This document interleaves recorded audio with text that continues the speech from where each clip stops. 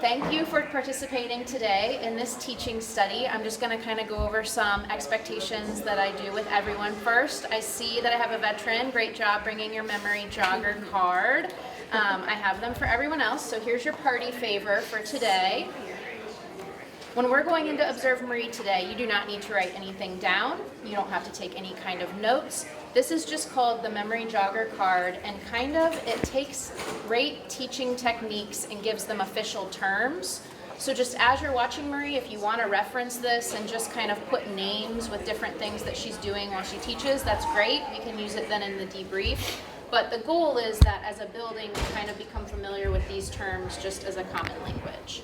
So we're going to go into Marie's classroom. We're going to observe probably about 10 minutes because of the shortened schedule today. It's not like OTES. You don't just have to sit still. Feel free to move around the room. Depending on what the students are doing, if you want to ask them questions, that's great.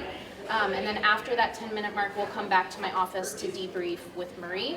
I'm just the moderator. You guys are going to give all of the feedback, so I'll walk you through that process. And then kind of just the final thing I always say, I say it to everyone, has nothing to do with you four lovely humans, is that this really should be a culture builder for us. We want it to be a positive experience for you, for Marie, for the class.